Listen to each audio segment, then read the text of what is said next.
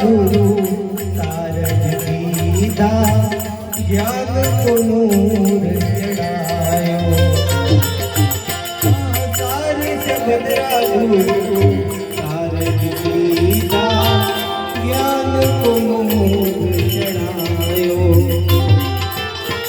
ઓરી કરીને ચાલી સત્સંગમયી ઓરી કરીને ચાલી સત્સંગમયી એ જોઈ મન હર જાયો તારી હો મારો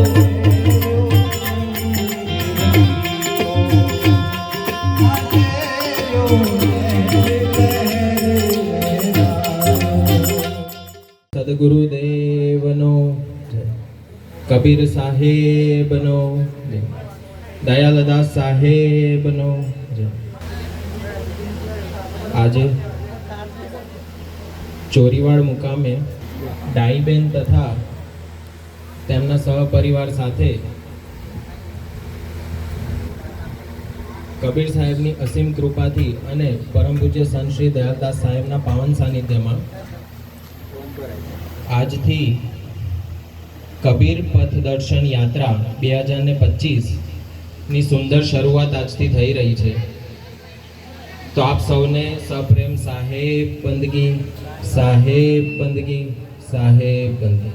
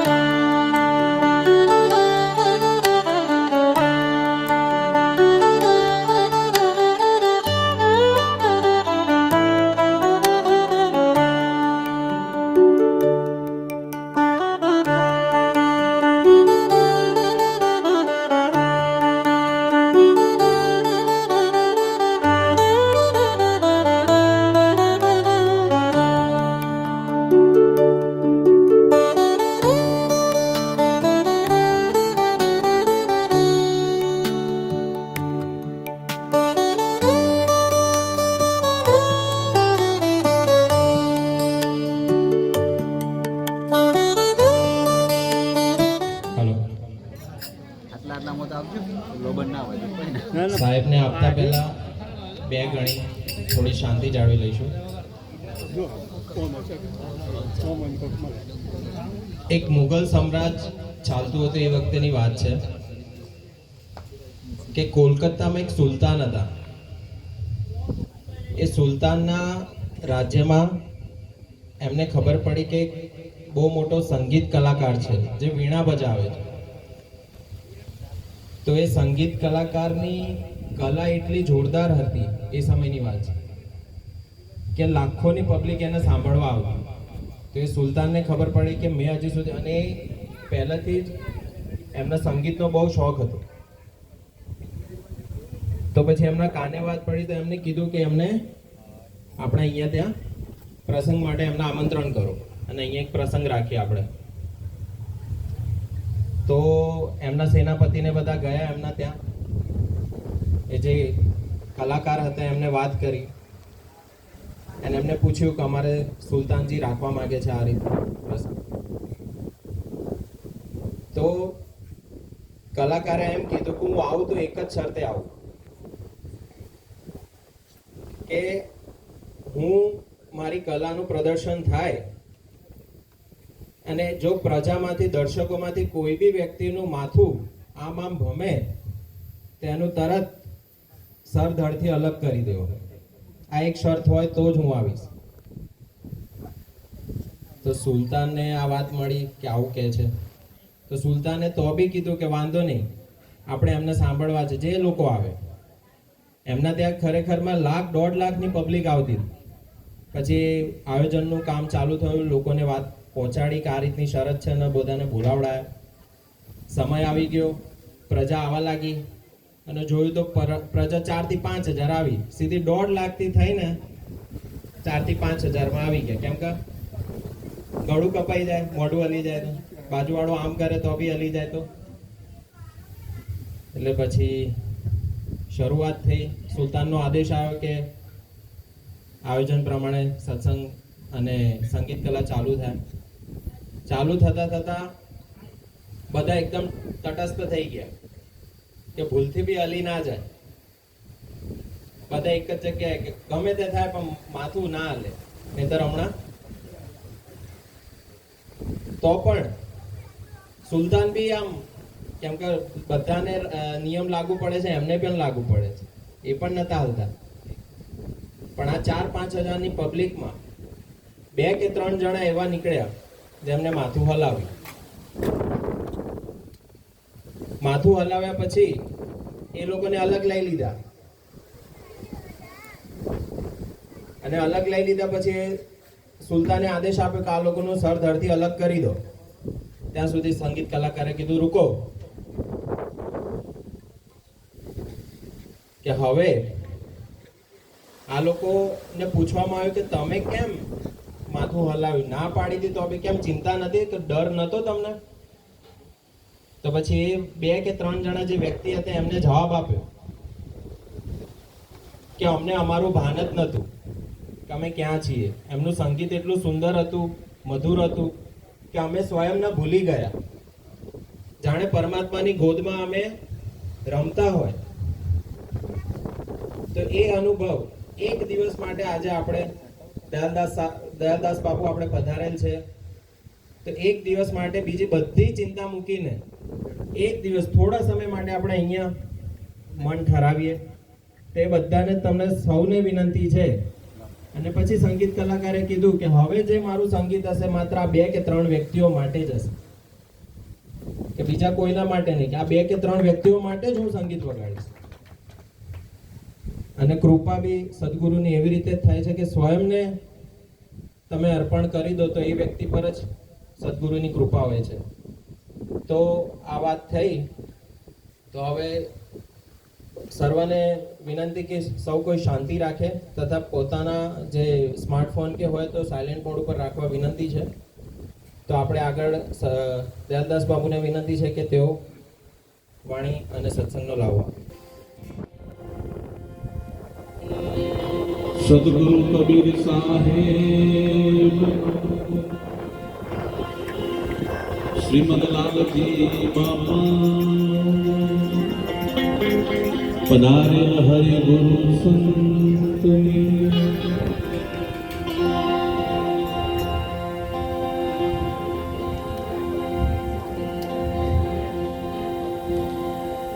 સાહેબ તું બડો ધની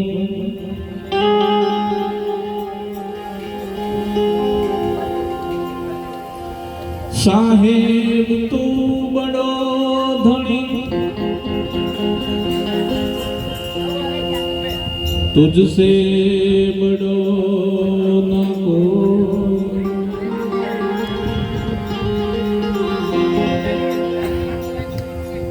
जिनके सिर पे तो हाथ धरे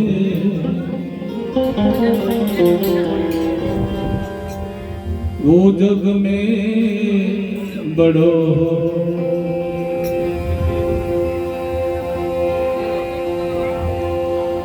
साहेब तुझ में यूं बसे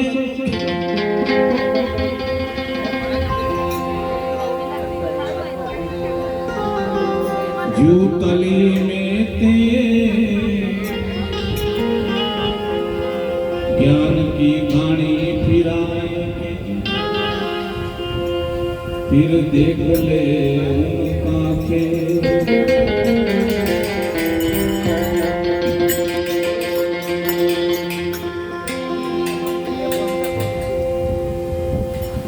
साहेब के दरबार में साचे को सिर पाओ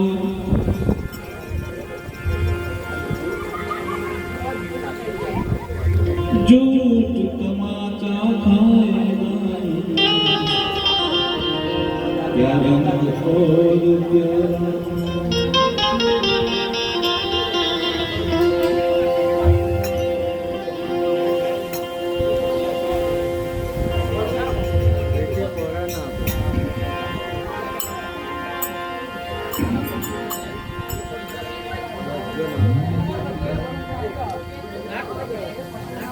समरु तो सुधरे मन का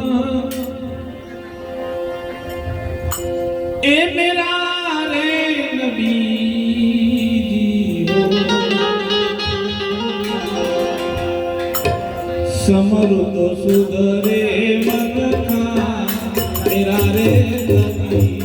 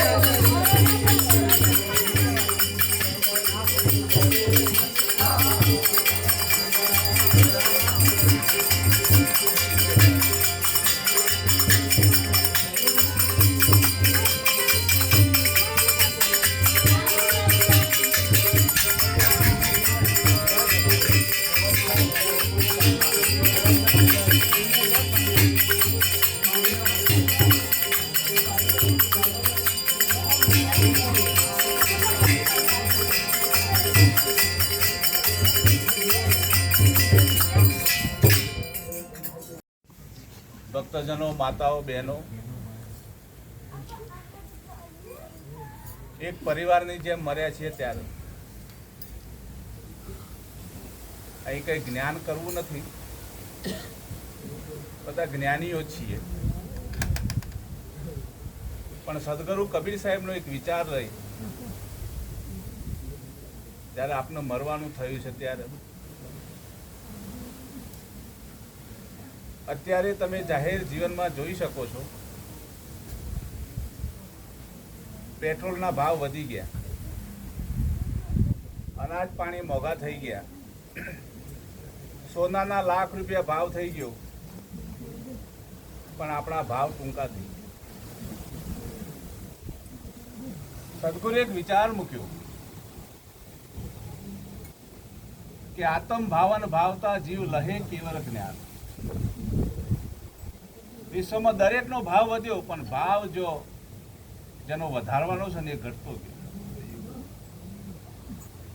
એના બધા પાછળ ઘણા બધા પરિબળો કામ કરતા હોય છે. સદગુરુ જીવન સાહેબે કીધું કે જીવન પૂછે જગદીશને ક્યાં ગયા તારા હજારો હાથ, કે તારે ખજાને ખોટ પડી કે નિર્ધન થયો દીનો નાથ. આ નથી નિર્ધન થયો દીનો નાથ કે નથી ખજાને પડી ખોટ, આ તો માણસે મન હંકોલિયા તો હરિએ કર્યા ટૂંકા હાથ. થયું છે શું?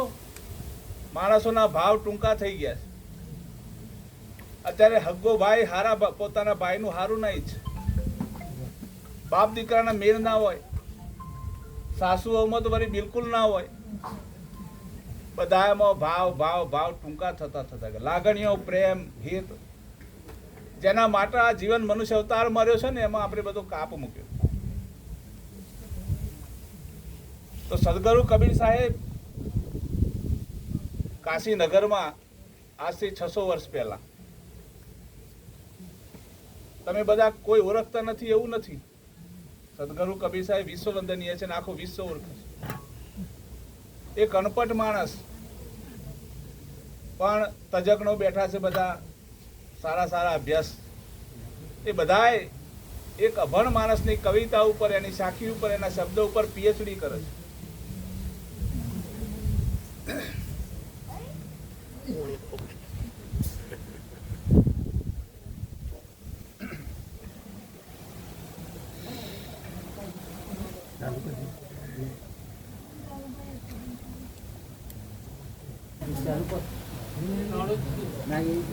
પંખા રવા દે, પંખા રવા દે.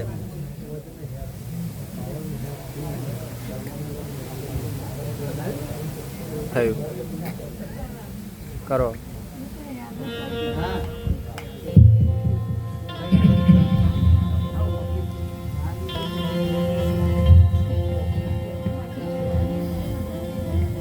ભજનમાં તો આ બધા સંતાપ આપવાના. આ જગતમાં જેના જેના નામ અમર થઈ ગયા ને બધા વેદના વેઠી વેઠીને તેઓ આપણે એમને જીવનમાં ફક્ત ડોક્યું મૂકવું છે કે જીવનમાં ભાવ ઘટી ગયા. સદગુરુ કબીર સાહેબ આજથી 600 વર્ષ પહેલા કાશીનગરના લહેર તળાવમાં એમનો જન્મ થયેલો. એમની પાછળ ઘણી બધી લોક વાર્તાઓ પણ છે અને બધું લોકમુખે ઘણી બધી અલગ અલગ વાતો ચર્ચાય છે કે જન્મ આમ ના હોય ને આમ હોય, ગમે તે હોય, એક સિદ્ધાંત કબીર સાહેબના વચન ઉપર રાખવાનો છે. કહેવાય છે સદગુરુ કબીર સાહેબ 4 યુગમાં આવ્યા અને કળયુગમાં 16 વખત આવે. સદગુરુ કબીર સાહેબનો એક જ સંદેશ હતો, જીવ દયાવર આત્મ પૂજા કહે કબીર દેવ નહીં દૂજા. આ વિશ્વમાં તમે જ્ઞાનના ગાડા ભરો એનાથી કોઈ ફાયદો નથી. એક વાચા જ્ઞાન છે, જ્ઞાન એક વાચા છે. એટલું જ્ઞાન કરવાથી કઈ કલ્યાણ થઈ જાય એવું નથી. પણ પ્રેમના બાડી ઉપજે, પ્રેમના હાટ વિકાય, પ્રેમ ગલી અતિ સાંકડી તામે દોર સમાય. જેના ઘટમાં પ્રેમનું પ્રાગટ્ય છે સદગુરુ કબીર સાહેબ વિશ્વની અંદર સંદેશો લઈને આવ્યા કે હું કોના હૃદયમાં રહું છું, મારો નિવાસ સ્થાન ક્યાં છે. પ્રેમ નગર में રહેની હમારી. જેના ઘટમાં પ્રેમ છે, જેના ઘટમાં દયા છે, જેના ઘટમાં કરુણા છે, ત્યાં મારો નિવાસ છે. આ સમાજમાં એટલા અંધાધૂંધ અંધવિશ્વાસ, એટલા બધા કુરિવાજો, એની સામે સદગુરુ કબીર સાહેબ એક ક્રાંતિ કરી, એક સંદેશો આપ્યો આ જગતને. એમના એક બે મૌલિક પ્રસંગો, એની સાથે પછી અત્યારે હાલ એટલી બધી ભૌતિક સંપત્તિ છે, એટલા રૂપિયા છે, ધનાઢ્ય છે, જ્ઞાન પણ છે, એટલો અભ્યાસ પણ છે, તેમ છતાં જીવ દુખી કેમ છે? એક જ વાત કરું, દુખી કેમ છીએ? સદગુરુ કબીર સાહેબ સૌથી પહેલા વાત મૂકી અંધશ્રદ્ધા ઉપર. એટલો બધો કુરિવાજ, એટલું બધું પાશ્ચાત્ય સંસ્કૃતિ, એટલો બધો કોઈ ચોક્કસ જ્ઞાતિઓનો એવો પ્રભાવ આ સમાજ ઉપર, એમાંથી મુક્ત કરવા માટે સદગુરુ કબીર સાહેબે અવતાર લીધો. અને એકવાર ગોરખનાથજીના મનમાં એમ થયું કે કબીર ગૃહસ્થી છે, સંતાનો વાળા છે, કુટુંબ કબીલા વાળા છે, આને વળી આત્મજ્ઞાન છે. આનું આત્મજ્ઞાન તો અમને થાય, અવધૂતો ન થાય, સંન્યાસીઓ ન થાય, સાધુ સંતો ન થાય. આ ગૃહસ્થી માણસના આત્મજ્ઞાન થાય ક્યાંથી? એટલે પાડાનું રૂપ લઈ અને સદગુરુ કબીર સાહેબ વણાટનું કામ કરતા, વણવાનું. અને નીતિમત્તા કેવી! અત્યારના સાધુ સંતો જોજો, પૈસા કમાવાની લાલચ હોય, વહીવટ જ કરતા હોય. સદગુરુ કબીર સાહેબ દિવસની 2 ચાદર વણતા, એક પરમાર્થ માટે અને એક પોતાના જીવન માટે, પોતાના ગ્રહસ્થ માટે. 2 ચાદર વણવાની, એક જગત માટે, એક પોતાના માટે. એમ દિવસે દિવસે આ સિલસિલો ચાલતો, સાધુ સંતો આવતા. સદગુરુ કબીર સાહેબ ભણવા બેઠેલા અને ગોરખનાથ કાયા પલટ કરીને પાડાનું રૂપ લઈને સદગુરુ કબીર સાહેબને ત્યાં આવ્યા. સાહેબ તો ધીમે ધીમે ભણતા હતા અને તરત જ પાડાનું રૂપ લઈને ગોરખનાથ એ ચરખામાં એમના શિંગડા પરોવી દીધા અને બધા દોરા તોડવા માંડ્યા. સંસારમાં ભક્તિ કેમ થાય એનો એક આ સિદ્ધાંત છે, એની એક વાત છે. એ બરાબર ડામા રોડ કર્યો, પણ સદગુરુ કબીર સાહેબની ચહેરાની લકીર બદલાઈ નહીં, કે જરાય ક્રોધિત ના થયા. જેમ જેમ પાડો દોરા તોડતો જાય એમ એક એક સાધતા જાય. પછી ધીમે રેખીને બોલ્યા કે ગોરખ, આમ સાધુને ના સંતાપીએ. અને ગોરખના વેશ પલટો કરવાનો વારો આવી ગયો. હું પાડાના રૂપે મને આ કબીર કેવી રીતે ઓળખી ગયા? એવી તો કેવી ભક્તિ કરે છે આ માણસ! પોતાના અસલ સ્વરૂપમાં આવીને બેઠા, પણ પેલો જે અહંકાર હોય ને, આ જગતમાં પાખંડ ખૂબ વધી છે સાહેબ. એમની પાસે ત્રિશૂળ રાખતા, વાગંબર પહેરતા, કે તમે આ સંસારના માણસો ભક્તિ તેને જાણો છો? એમ કરીને આંગણાની વચ્ચોવચ્ચ ત્રિશૂળ રોપ્યું, ત્રિશૂળની અણી ઉપર આસન મારીને બેસી ગયા કે કબીર, જ્ઞાનની ચર્ચા કરવી છે મારી સાથે, મારું તમારું બરાબર, મારા બરાબર તમે આસન લો અને મારી સામે બેસો, વાત કરવી છે ભક્તિ. કબીર સાહેબ કે આ અજ્ઞાન માણસ, એને કઈક ભક્તિનો ડોર છે, કઈક એવો અહમ આવી ગયો છે કે હું જ ભક્તિ કરું છું. આ સંસારીઓ શું જાણતા હશે?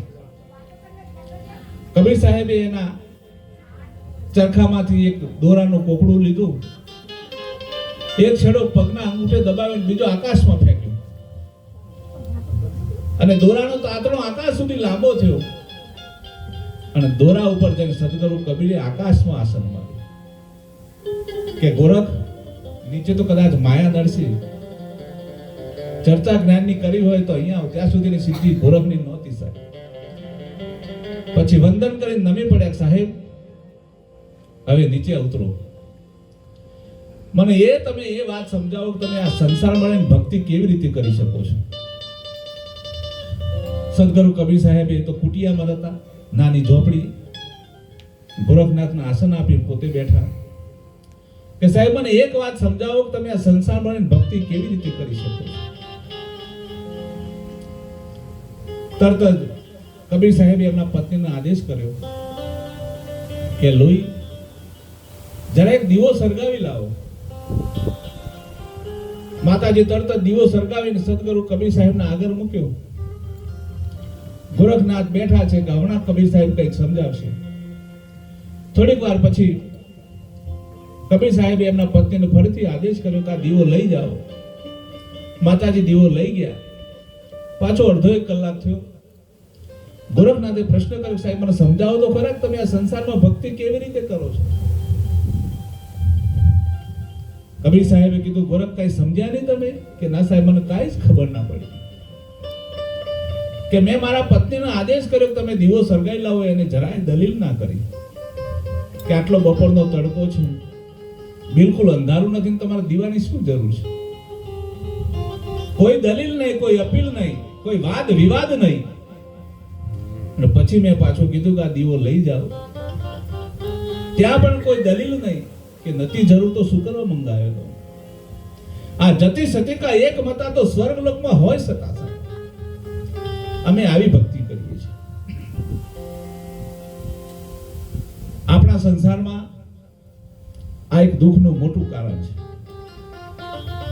તમે ઘરે ઘરે તપાસ કરો, મોટા ભાગના ઝઘડા, મોટા ભાગની ઉપાધિઓ હા આના નામોથી જ થતી. ભાઈને ક્યાંક સારા કામે જવું હોય, બેન ના પડે નથી જવું, ત્યાં ડખો પેદા થઈ જાય. આ તો હાય હાર નાય ના તો જગતમાં કઈ કમાણી કરી જવાય સાહેબ. પણ વિચારાનું વય મનસ્ય એટલું ટૂંકું થઈ ગયું છે, ભાવ એટલા ટૂંકા થઈ ગયા છે. એના પાછળના મૂળ કારણો કે જાગર કથા નહીં, હરિ કીર્તન સંત નહીં નિજ માના, તે ઘેર જમને ડેરા દીના સાંજ પડે સમસાના. ક્યાંક ને ક્યાંક સંસ્કારોનો અભાવ પેદા થયો છે. ક્યાંક ને ક્યાંક આપણી બુદ્ધિ, આપણું મન બીજી અવસ્થાઓમાં પરોવાઈ ગયું છે. હમણાં એક ભાઈ સારી વાત કરતા હતા કે ગામમાં ડેરીનો પગાર આવેલો, બધા દૂધ ભરાવતા હોય. પછી ગામની બધી નવયુવાન બહેનો જે નવા નવી સાસરે આવેલી, એમને વિચાર કર્યો ચાલો ને ફરવા જઈએ. રાત્રે બધું સાધન નક્કી થયું. તો ગામમાં પેલી સાસુઓ ને બધી ડોશીઓને ખબર પડી ગઈ કે આ વહુઓ કશું પૂછતી નથી આજકાલની આવેલી. આપણે પણ એક નવું સાધન કરો. અને ડોશીઓને એક સાધન કર્યું, વહુઓએ એક સાધન કર્યું. બંને બરાબર ડેરી આગળથી સવારે ઉપડી જાત્રાએ. થોડીક વાર વહુની ગાડીઓ આગળ, થોડીક વાર સાસુની ગાડી આગળ. એમાં વહુની ગાડી આગળ થઈ ગઈ એટલે સાસુએ વિચાર કર્યો કે આજકાલના આવેલા આપણી સાસુઓની મલાજો મર્યાદા પર રાખતા નથી. એમના મનમાં સમજે છે શું? પેલા ડ્રાઈવરને 50 રૂપિયાની નોટ આપીને કીધું, ભાઈ ગમે તે થાય પણ આપણી ગાડી આગળ જ રહેવી જોઈએ, અમે સાસુઓ છીએ. સંસારમાં સાસુઓનો ધણિયાપો સાહેબ, જ્યાં સુધી સદગુરુ કબીર સાહેબની એક જ સાખીનો આજનો વિષય કરવાનો હતો. કબીર આપ ઠગાઈએ ઓર ન ઠગીએ કોઈ, આપ ઠગે સુખ હોય ઓર ઠગે દુઃખ હોય. ભક્તિનો માર્ગ ઠગાવવાનો છે સાહેબ. કોઈ અપશબ્દ બોલે, કોઈ અપમાન કરે, એના હાથે હંમેશા હસતા રહો, ઠગાઈ જાઓ. કોઈ નુકસાન કરે, કોઈ ચિંતા નહીં, ઠગાઈ જાઓ. જે ઠગાઈ ગયા એનું જગતમાં એના નામ અમર થઈ ગયા સાહેબ. પીપો ઠગાઈ ગયા, જલારામ ઠગાઈ ગયા, હરિચંદ્ર ઠગાઈ ગયા, સિમી રાજા ઠગાઈ ગયા, બધા ઠગાઈ ગયા. આપણી તકલીફ ને આપણું દુઃખ ક્યાં છે? આપણે ઠગાવવામાં માનતા નથી, બીજાને ઠગવામાં માનીએ છીએ. સાસુઓની ગાડી પછી તો ધમાધમ આગળ ગઈ. પેલું નવું જનરેશન વહુઓ કેમ પાછી પડે એવી નહોતી. એને પણ પેલા ડ્રાઈવરને થોડીક લાલચ આપી કે ભાઈ આપણી સાસુઓ ઘરે નડે છે ને અહીંયા આપણી ગાડી હંમેશા આગળ જ રહેવી જોઈએ. અને બરાબર હરીફાઈ ચાલી, ઘડીકમાં વહુની ગાડી આગળ, ઘડીકમાં સાસુની ગાડી આગળ. એમ કરતા કરતા સાસુની ગાડી આગળ જઈને એક મોટો વરાક આવ્યો અને સામે 10 મસ્ત એક મોટો ટ્રક ખટારો. એ બરાબર વરાકમાં આવી ગયો ને આ ડોશીઓની ગાડી એના સાથે બરાબર ભીટકાઈ ગઈ અને બધી એ ડોશીઓ મરી ગઈ. એટલે બધી જ વહુઓ નીચેથી ઉતરીને પછી તપાસ કરવા ગઈ ગાડીઓમાં, તો લગભગ બધી ડોશીઓના રામ રમી ગયેલા, કોઈ ડોશી જીવતી નથી. એમાં એક વહુ હતી, એ પોક મૂકીને રોવા માંડી. એ બધું વહુએ કીધું કે આ મેં આખા ગામની વહુઓ છે, બધી છાની છે, તું કેમ રડે છે? પણ કે તમે બધા તો છાના રહો જ ને, તમને તો આનંદનો વિષય છે રાજ, કારણ કે તમારી બધી સાસુઓ મરી ગઈ છે અને મારી સાસુ ઘરે છે, એટલે મારે તો ઉપાધિ એની એ જ છે. ભાવ વિના ભક્તિ ન આવે સાહેબ. અને અત્યારે ફિલોસોફીનો સમય એટલો આવી ગયો છે સાહેબ, આપણે ધર્મ આપણી ફરજો ચૂક્યા છે. દુઃખના મૂળ કારણ ક્યાં છે? આપણો જે ધર્મ છે. એક સ્ત્રી તરીકે શું ધર્મ હોવો જોઈએ, એક બાપ તરીકે શું ધર્મ હોવો જોઈએ, એક પુત્ર તરીકે આપણો શું ધર્મ હોવો જોઈએ. એક બેન એના પતિ પાસે કચરા પોતા કરાવતી, એટલે બોલો ભલો માણસ હશે બિચારો, કચરા પોતું થઈ જાય પછી કે કપડા ધોઈ નાખો, તો કપડા ધોઈ નાખો. એના મનમાં એમ કે રોજ ક્યાં કકરાટ કરવું, ઘરમાં રહેવું. બધું કામ કરી ને પેલી બેન છાપું વાંચે, ખુરશી બેસે.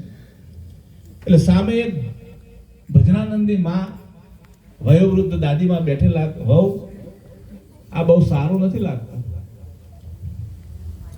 આ પતિ પાસે આટલું કામ ના કરવાય, પતિ તો પરમેશ્વર કહેવાય. કે માં તમારી વાત સાચી છે, હું કાંઈ ખોટું કરતી નથી, આ પતિ છે મારો ભગવાન જ છે. તમે જુનાગઢમાં કે નરસિંહ મહેતાનું નામ સાંભળ્યું હશે. નરસિંહ મહેતાનું કામ કોણ કરતું હતું? કે ભગવાન કરતા હતા. તો આ મારો ભગવાન છે, આટલું ના કરે તો કરે હું તમે? હવે આ બુદ્ધિનું પહોંચવું ક્યાં લ્યો? એટલે સદગુરુ કબીર સાહેબે જીવ દયાવર આત્મ પૂજા કહે કબીર દેવ નહીં દૂજા વિશ્વમાં એક સંદેશો લઈને આવે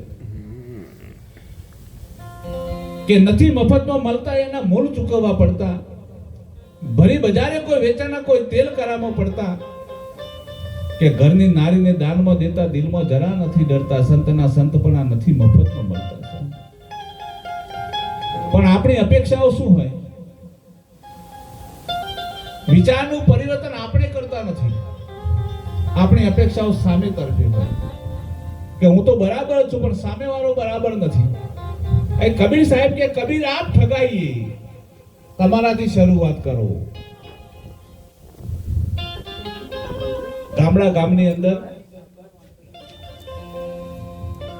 એક દીકરીને એને સાસરે પરણાવી. સાસરે ગઈ પણ સાસરામાં જરા વહુ એની સાથે થોડો મનમેળ ના થાય. 10 દિવસ 15 દિવસ સાસરામાં રહી બહુ, પછી બિલકુલ 60-70 કિલો વજનમાંથી 35 કિલો થઈ ગયું. તમે વિચારી શકો છો કે એના પાછળનું કારણ શું હોઈ શકે. પછી પિયરમાં આવી, જન્મથી માં તો ગુજરી ગયેલી અને બાપે જોયું કે મારી દીકરીને કંઈક ને કંઈક તકલીફ છે સાસરામાં. પણ બાપ તરીકે કઈ પૂછી ના શક્યા. પછી એની સહેલીઓનો વાત કરી કે મારી દીકરીને પૂછો તો ખરા કે આટલી બધી દુબળી કેમ બની ગઈ. તો બેન પડીએ એને સોગંદ ગાલી પૂછ્યું, બેન તારી સાસરીમાં કેમ છે? કે બધું સારું છે, મારા પતિ સારા છે, દિયર સારા છે, દિરાણી સારી છે, પણ એક મારી સાસુ બહુ વહમી છે, મને બહુ દુઃખ દે છે. હવે મારા બાપનું માનવું કે મારા સાસરીનું કરવું, મારું તો ઈચ્છા એવી છે કે ઝેર ગોળીને મરી જાઉં પણ મારા સાસરીમાં જવું નથી. પેલી બેનપણી એના બાપાને વાત કરી કે અમે અહીંયા પેટીયું રરી ખાશું પણ મારી આ બેનપણી તમે સાસરે ના મોકલતા. પણ કારણ શું છે? કે એના સાસુ બરાબર નથી. એના બાપે દીકરીને રાત્રે જમતા જમતા પાસે બેસીને વાત કરી, બેટા આ સંસાર તો સુખ અને દુઃખનો ભરેલો છે. સુખ અને દુઃખ એ જીવનનો બે પૈડા છે સાહેબ. પણ એક વસ્તુ ચોક્કસ છે કે રાત પછી દિવસ અને દિવસ પછી રાત. તારી સાસુની તકલીફ હોય તો હું તને એક ઉપાય બતાવું, એમાંથી તો મુક્ત થઈ જાય પછી શાંતિ. તો બાપા પછી કોઈ ચિંતા નહીં. તો હું તને એક દવા બનાવી આપું.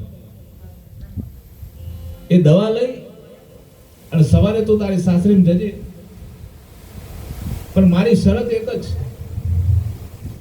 કે દવાની તું શરૂઆત કરે એની સાથે તારા સાસુની સેવા કરવાની. તારી સાસુને બિલકુલ એમ ના લાગવું જોઈએ. પોતાની દીકરી જે માનો વાલ કરતી હોય ને એવો તારો પ્રેમ કરવાનો તારી સાસુને. એની ખૂબ સેવા કરવાની. રાત્રે સૂઈ જાય એટલે હાથ પગ દબાવે અને ગરમ ગરમ જમવા આપવું. બહુ હેત કરવો તારે. હા બાપુ કરીશ. 6 મહિનાનો સવાલ છે. તો રાત્રે જમતી વખતે તારી સાસુના ભોજનમાં આ દવાના 2 ટીપા નાખવા. એટલે 6 મહિનામાં એના શરીરમાં ઝેર વ્યાપી જશે અને કોઈને ખબર નહીં પડે ને એનો જીવન મુક્ત બની જશે. આ વિચાર લઈ દવા લઈને સાસરીમાં આવી. પેલો 6 મહિનાનો બગાડ ને 6 મહિનામાં એની સાસુ ગુજરી જશે ને પછી તો આપણો આનંદ જ છે. કપડાની થેલી બાજુમાં મૂકીને સૌથી પહેલા સાસુને પગે લાગીને પછી સાસુમાને કીધું, માં બેસો, હું તમારી માટે ચા બનાવી લાવું. ત્યાં સાસુને તો વિચાર આવ્યો, એવું તો શું પરિવર્તન આવ્યું? બોલવાના સંબંધ નતા, ત્યાં મને પગે લાગી. કઈ હાવ ભાવ પૂછતી નથી. આજે તો મને એમ કે હું ચા બનાવીને આપું. સાસુમાં ખાટલા પર બેઠા ચા બનાવીને આપી. સાંજનો સમય થયો, માં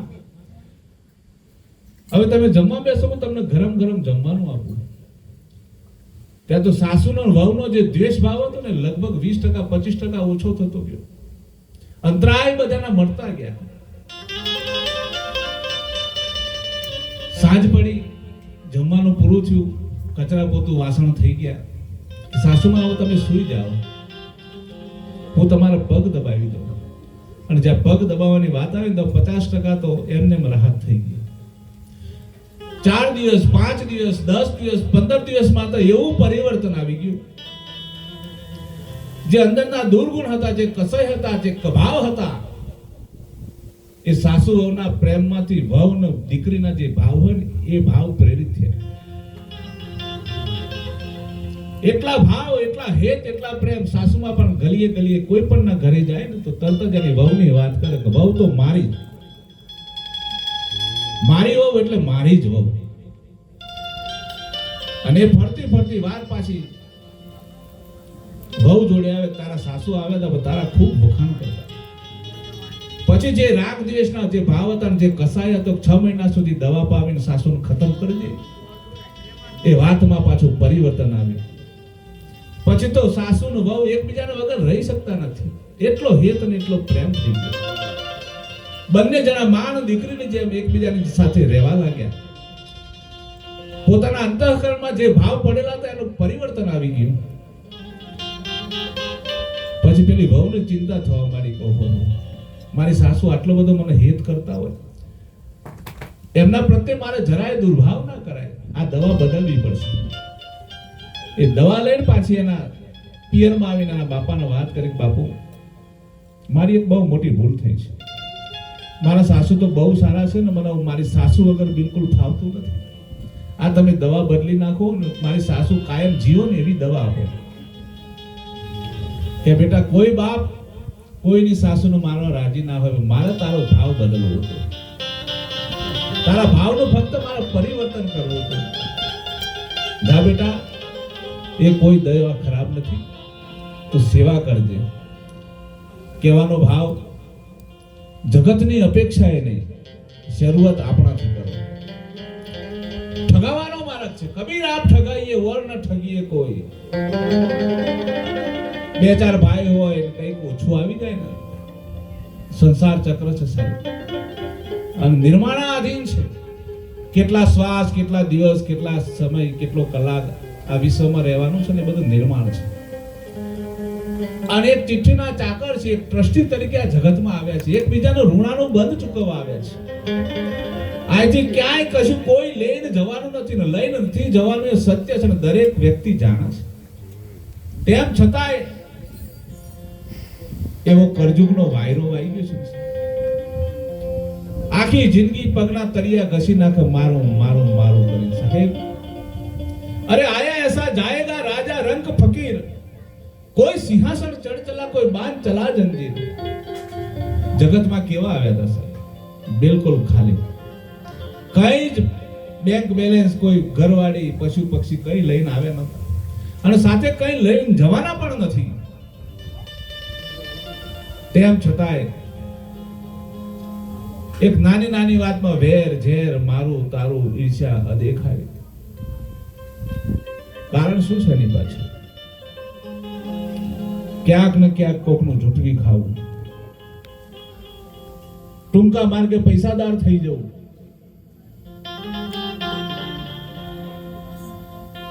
કર્મના બંધન છે સાહેબ. બધા મહાપુરુષો તો ત્યાં સુધી કહે છે, તનથી પણ કર્મ થાય, ધનથી પણ કર્મ થાય, મનથી પણ કર્મ થાય. તનથી ને ધનથી કદાચ કર્મ થાય દેખાય, પણ મનથી થતું કર્મ દેખાય નહીં. પણ નવા ભાવ તો ચોક્કસ કરાવો. એક કોઈના પ્રત્યે સહેજ પણ દુર્ભાવ કરો, અહીં બેઠા બેઠા કોઈના પ્રત્યે દ્વેષ ભાવ કરો ને તો પણ તમને નવા ભાવ કરાવવા કર્મનો સિદ્ધાંત છે. તો મનુષ્ય અવતાર એ કર્મમાંથી મુક્ત થવાનો મહામૂલો અવસર મળ્યો છે. ફેર ફેર નહીં મળે અવસર, તમે ભજન સવાયા કરજો. આ જોગ જીવનનું જહાજ લઈને એને વિધ પાર ઉતરજો સાહેબ. આ મનુષ્ય અવતાર કર્મથી મુક્ત થવા માટેનો છે, અને કર્મનો સિદ્ધાંત છે, તમે જેટલા પાપ કરો બધાએ પાપ ભોગવવાના, તમે જેટલા પુણ્યદાન કરો એ બધું પુણ્યદાન પણ ભોગવવાનું. ઘણી વખત આપણી માનસિકતા એવી હોય છે કે 100 પાપ કરું ને એક મોટું પુણ્ય કરું એટલે 100 પાપ ઠેલાઈ જાય, એવું નથી. જો આવી મનની અંદર ભ્રાંતિ હોય તો એને કાઢી નાખજો. તમે 100 કરેલા પાપ તમારા 100% ભોગવવા પડશે ને એક પુણ્યતા એ પણ ભોગવવી જ પડશે. પુણ્ય કરવાથી પાપ ઠેલાતું નથી, એ જે કંઈ કર્યું હોય એનો ભોગવટો આવવાનો ને આવવાનો આવવાનો કર્મનો સિદ્ધાંત છે. હેત અને પ્રેમ ને લાગણી મટવા માંડી છે. આજનો સમય એટલો ખરાબ વ્યતીત થઈ રહ્યો છે સાહેબ. એક જ માપના ચાર સંતાનો હોય, દીકરા હોય, દીકરાની વહુ હોય, ચાર નોખા હોય. મા બાપ જુદું રોધી ખાતા હોય, દીકરાઓ પોતપોતાની મસ્તીમાં હોય. ઘરના મા બાપ અત્યારે કોઈને ગમતા નથી. સાહેબ, એક ડોસીને એના દીકરો દીકરાની વહુ બંને જણા એક એલ્યુમિનિયમની વાટકીમાં જમવા આપતા હતા. અને એક નાનું 5 વર્ષનું છોકરું આ કાયમ આ જોયા કરતું. હું તો એમ કહું છું સાહેબ, ઘરની આગળ જૂનું ઝાડ હોય ને, એ કદાચ ફળ ના આપે, ફૂલ ના આપે, પણ છાંયડો તો આપે. એમ ઘરમાં મા બાપ હોય ને, ભલે તમને બીજા કામમાં મદદ ના કરી શકે, પણ નાના નાના બાળકોની સાથે પ્રેમ કરી શકે, એના સંસ્કારની વાત કરી શકે. તમારા ઘરના દરવાજા ક્યાંક બહાર જવું હોય ને તો ખુલ્લા રાખી શકે. ભૂલો ભલે બીજું બધું, મા બાપને ભૂલશો નહીં. આ અગણિત છે ઉપકાર એના, એ ક્યારે વિસરશો નહીં સાહેબ. જીવનમાં સુખી થવું હોય ને, આ જીવન મુક્ત થવું હોય તો સેવાનો ભાવ, દયાનો ભાવ, કરુણા રાખજો સાહેબ. એ માજીને એક ઓરડીમાં નાની બારી, એમાં વાટકી મૂકતા, ચા પણ એમાં મરે, રોટલો શાક પણ એક જ વાટકીમાં મરવા. આ દ્રશ્ય પેલો નાનો 5-7 વર્ષનો બાળક ઘરમાં જોયા કરતો. એમ સિલસિલો ચાલ્યો 5-10 વર્ષ. સમય અંતરે દાદીમાં ગુજરી ગયા. પછી દિવાળીનો સમય થયો. પેલું છોકરું શાળામાં ભણવા ગયેલું. આ બેનને એમ છે કે માજી ગુજરી ગયા છે તો બધું જૂનું જે કઈ છે ને ભંગાર બધું વેચી દઈએ. જેટલું કઈ જૂનું હતું એ બધું ઘરમાંથી પસ્તી બધું વેચી દીધું. પેલી વાટકી એ લારીવાળાને આપી દીધી. એ લારીવાળો લારી લઈને ગામના બજારમાંથી નીકળ્યો. સામે પેલો 5-7 વર્ષનો દીકરો શાળામાંથી આવતો હતો.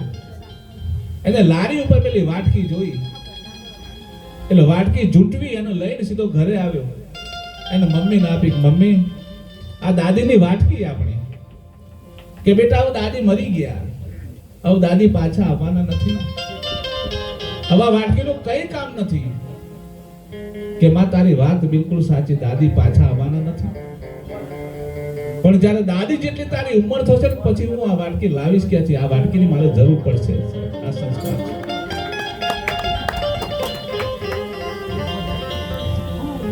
जब तू आयो जगत में जगत हंसे तू रोई, आ करनी ऐसी कर चलो तुम हंसो और जग रोई.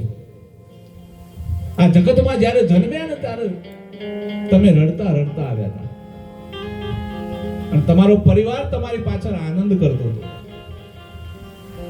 કોઈના દીકરો થયો એટલે ખૂબ આનંદ થાય, દીકરી થાય એટલે આનંદ થાય. પોતપોતાની મોજ મસ્તીમાં કોઈ ઘોડધોણા, કોઈ પેંડા, જેની જેવી મોજ. પણ આવનાર જીવ રડતો હતો, આપણે બધા રડતા હતા. પણ કરણી એસી કર ચલો, જગતમાં કંઈક એવું કામ કરી જાઓ સાહેબ. કોઈના દુઃખના ભાગીદાર થાઓ, કોઈની વેદનાના ભાગીદાર થાઓ. ભગવાને એકવાર પાંચેય પાંડવોની સભા ભરેલી. પાંડવોને એક પ્રશ્ન થયો કે ભગવાન, હવે આગળનો કળયુગનો સમય કેવો આવશે? ભગવાન કે સમય તો ભાઈ બહુ કપરો છે, ભાઈ ભાઈનો નહીં હોય. સગી સારી સારો સાટલો પહેરીને જતી હશે ને બેન દુખી દુખી થઈ જતી હશે. પોતાનો સગો મા અને બાપ દવા વગર તડફડતા હશે અને સાસુ સસરા લહેર કરતા હશે. આવો સમય આવશે. તો કે ભગવાન મોડીને વાત કરું કે પ્રમાણ સાથે વાત કરું. 4 દિશામાં 4 ધનુષ બાણ ફેંક્યા કે જાઓ ચારે દિશામાંથી 4 બાણ લઈને આવો ને ત્યાં શું પરિસ્થિતિનું નિર્માણ છે એની મને વાત કરો. પહેલી દિશામાં પહેલા પાંડવ ગયા. ત્યાં એક બગલો તપ સાધના કરતો હોય, એક પગ ઊંચો કરીને પોતાનો ધ્યાન અવસ્થામાં. પણ થોડીક વાર થાય ને એટલે પછી બાજુમાં એક સસલું મરેલું, એમાંથી ચાંચ લઈને એમાંથી માંસ ખાય અને પાછો તપમાં બેસી જાય. બીજી દિશામાં બીજા પાંડવ ગયા. ત્યાં એક તાજી વિવાયેલી ગાય, એનું તાજું વાછરું, એની ગાય એને એટલો બધો હેત કરેલો, વાછરાને ચાટતી ચાટતી વાછરાના શરીરમાંથી લોહી ફૂટી ગયું. એના લોહીની નદી વહી જાય ને એવું એટલું બધું લોહી નીકળી ગયું, પણ એનો હેત છોડતી નથી. ત્રીજી દિશામાં ગયા તો પાણીના 5 કુવા હતા, એમાં 4 છલોછલ ભરેલા, વચલો કુવો બિલકુલ ખાલી. ચોથી દિશામાં ગયા તો પાંડવ્યામાં અધર જોઈ તો મોટી એક શિલા ડુંગર ઉપરથી 1000 મણની શિલા રડતી રડતી આવતી હતી. એની પાછળ કેટલાય નાના મોટા ઝાડ બધા કચડાઈ જતા હતા. પછી ધીમે ધીમે ધીમે નીચે આવીને એક વડલાના થડ સાથે અથડાઈને ઊભા થઈ ગયો. આ ચારે દિશામાંથી આવીને ભગવાનને મળ્યા. ભગવાને પૂછ્યું, ભાઈ આવી ગયા? તો પહેલી દિશાના પાંડવને પૂછ્યું, ભાઈ બોલો તમે લઈને આવ્યા ત્યાં શું હતું? કે પ્રભુ, ત્યાં એક બગલો બેઠો બેઠો આમ ધ્યાન અવસ્થામાં બેઠેલો, પણ બાજુમાં એક માંસનો ટુકડો લઈ અને સસલાનો માંસ ખાતો હતો. ભગવાને વાત કરી કે આ સમય હવે અત્યારે આવો આવી ગયો છે. ભક્તિ ભજનમાં એટલો પાખંડ વધી ગયો. સાધુ સંતના નામે, ધર્મના નામે 80 લાખ ને 90 લાખની મોટી એસી કારોમાં ફરતા છે. જગતનો છેતરી કઈ બાધા બક્તાઓ આપીને પાખંડથી પૈસાને ભેગા કરતા છે.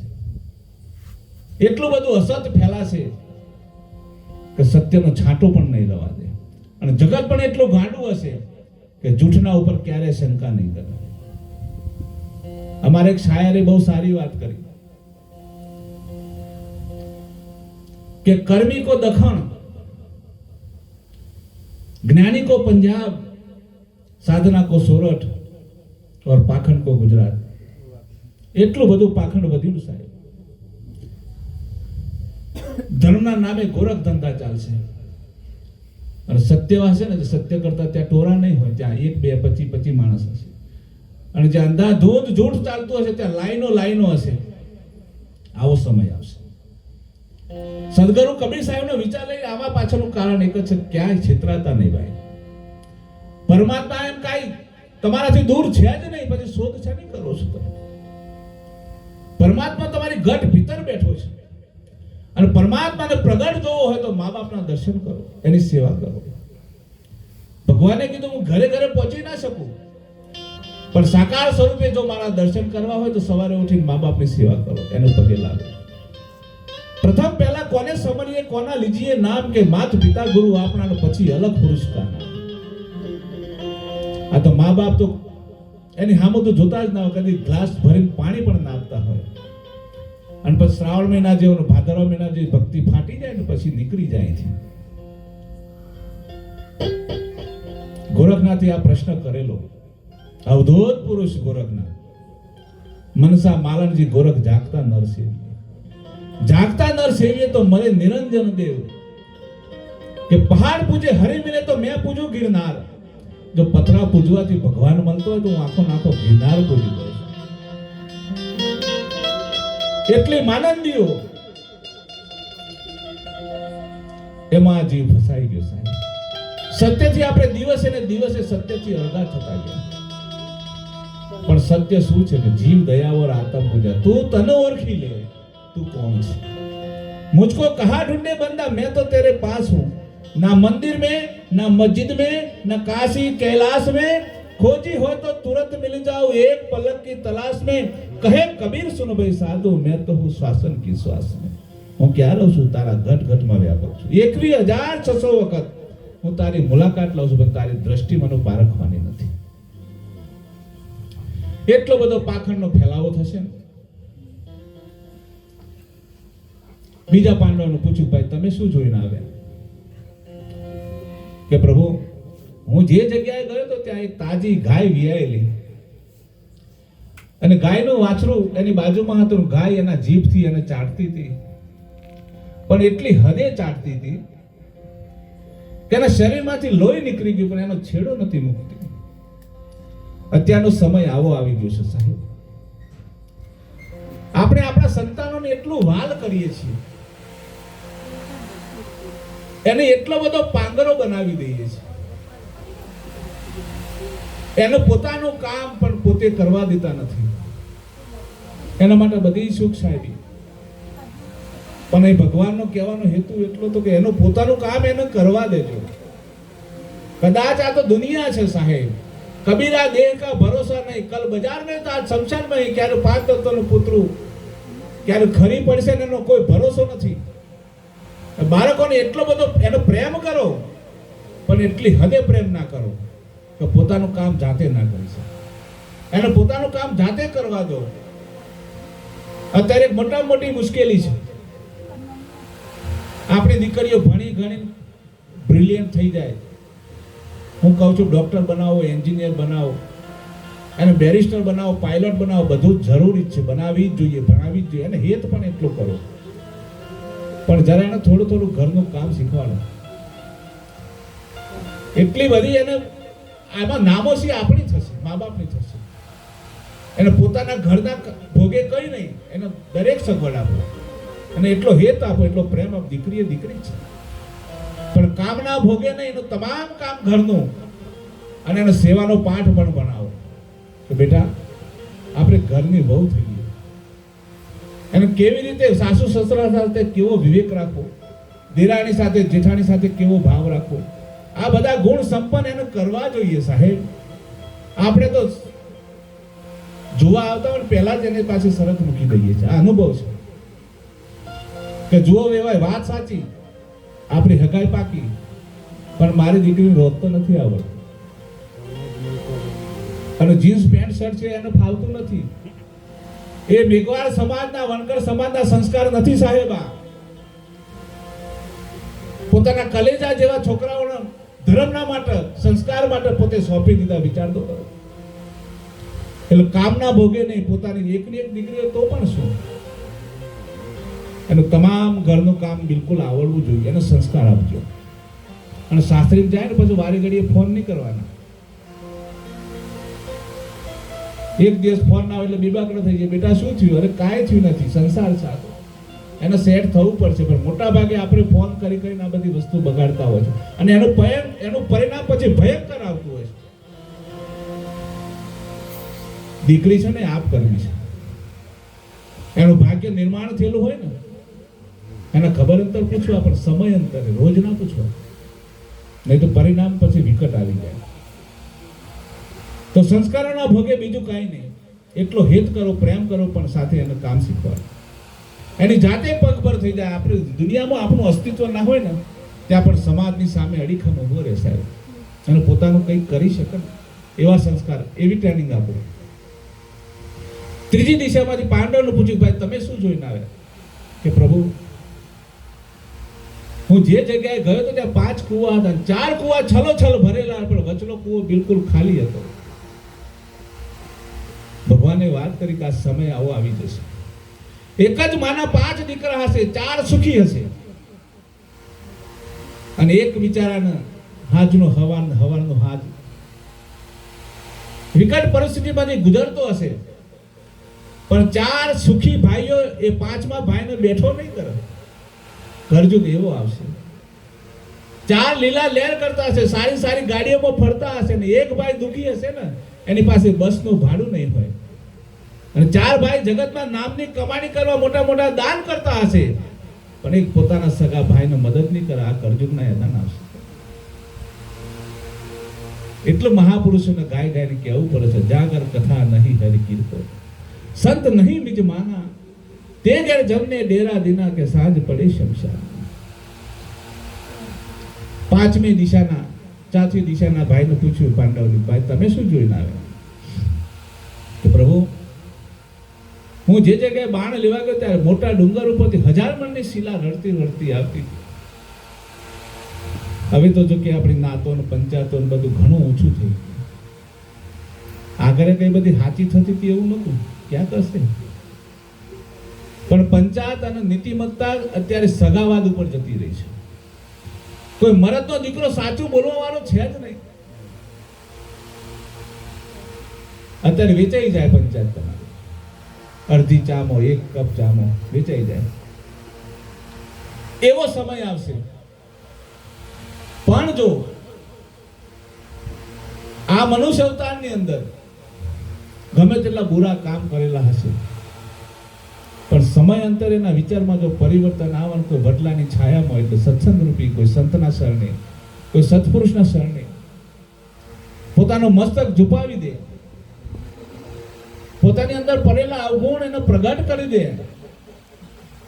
જગતમાં એના કેટલા દાખલા છે. જેટલા મથેજા કેસ તોરી રાણી, એટલા વક્રમ મેં કર્યા, કઈ કઈને થાકી ગયો. આપણને તકલીફો કેમ છે? આપણે દુર્ગુણ છુપાઈએ છીએ. કોઈક સદગુણ કર્યો હોય ને, ક્યાંક 500 રૂપિયા જગતમાં ક્યાંક દાન કરી હોય ને, તો આખા ગામમાં ઘેર ઘેર જઈને કહી દઈએ કે ફલાણા ચબુતરા મેં 500 રૂપિયા આપ્યા હતા. પણ ઘરનું ભાડું ખર્ચીને કોકની હગાઈ તોડવા માટે સંદેશો લઈને ગયા હોય ને, ક્યારેય ના કહીએ. દુર્ગુણ છુપાઈએ છીએ, એમાં દુખી છીએ. અરે જબ તું આયો જગત में, જગત હસે તું રોય, કરણી ऐसी कर चलो કે તુમ હસો ઓર જગરો. જગતમાં સાહેબ તમારા નામની નનામી નીકળતી હોય, કોઈને પ્રેમ આપ્યો હોય, કોઈને કરુણા આપી હોય, કોઈ ડૂબતા માણસને બેઠો કર્યો હોય, કોઈ વિધવા બાઈ હોય ને અશક્ત હોય, દીકરી પરણાવી હોય ને એની પાસે ત્રેવડ ના હોય, મંદિરમાં લાખ રૂપિયા દાન કરાવતા હોય ને એમાંથી અડધું દાન જો આ બાજુ આપી દો ને સાહેબ, પ્રગટ પરમાત્મા તરત તમારી નોંધ લે સાહેબ. ક્યાંય તમારા કલ્યાણનો માર્ગ શોધવો ના પડે, એક જીવ ઠરી જાય. આ માનસિકતામાંથી સદગુરુ કબીર સાહેબે બહાર કાઢવાની વાત કરી. પ્રેમનો બાડી ઉપજે. જગતમાં પ્રેમ કોઈ વાડીમાં નથી થતો પ્રગટ. પ્રેમ નાભીથી, હૃદયમાંથી પ્રગટ થાય. મનુષ્ય અવતાર દુર્લભ કીધો. અનંત પ્રકારની પુણ્યતા હોય ત્યારે મનુષ્ય અવતાર મળે. અને એનાથી જોજાનું ઘણું પુણ્ય હોય તારે સાહેબ ભજન ભાવ ને ભક્તિ મળે. પણ સમય માર્યો, મનુષ્ય અવતાર માર્યો, દેવોનો દુર્લભ મનુષ્ય અવતાર માર્યો, પણ વેડફ્યો શામાં? કોઈની ઈર્ષ્યામાં, કોઈની અદેખાઈમાં, કોઈનો ઘર સંસાર સારો ચાલતો હોય તેની પાછળ પડી જવાનું. બે ભાઈ હોય સારું કુટુંબ સારી રીતે ચાલતું હોય તેમ કરીને એના ઘરમાં કેમ કરીને લાઈ લગાડી દેવી. આની પાછળ આપણી શક્તિઓને આપણે ખર્ચી નાખી, પણ જાણતા નથી કે મહાકર્મ બાંધી રહ્યા છે. મનુષ્ય અવતારમાં હવે ચેતી જવાની જરૂર છે, કારણ કે સમય તો વ્યતીત થયો. ક્યારે અંધારું થઈ જશે, ક્યારે આમાંથી પ્રાણ નીકળી જશે એનો કોઈ ભરોસો નથી. કાળની દાઢમાં છે, ક્યારે દબાઈ દેશે. એ દબાવી દે એના પહેલા જાગૃત થવાની જરૂર છે.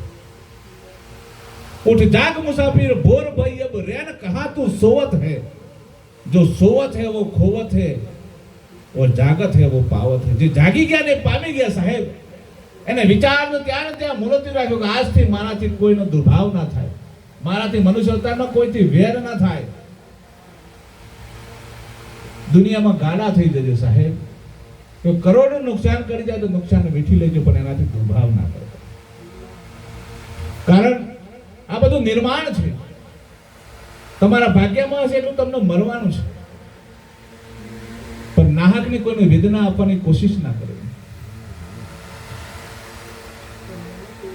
आपा तजे प्रभु भजे, नखसीट तजे विकार, सब जीव से निर्वेर रहे साध मता है सार.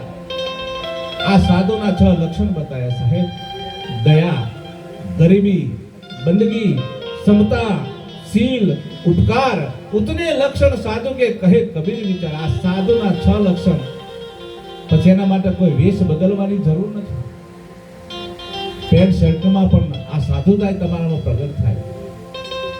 तो दया धर्म का मूल है, पाप मूल अभिमान तुलसी, दया न छोड़िए जबलक घट में प्राण. કેમ એવું કીધું હશે? દયાથી વૈરાગ પેદા થાય. વૈરાગથી પરમાત્મા નજીક જવાય. અને જેમ જેમ વૈરાગ વધતો થાય કર્મમાંથી મુક્ત થવાય. એક સમય એવો હોય કે મોક્ષનો દ્વાર ખુલી જાય.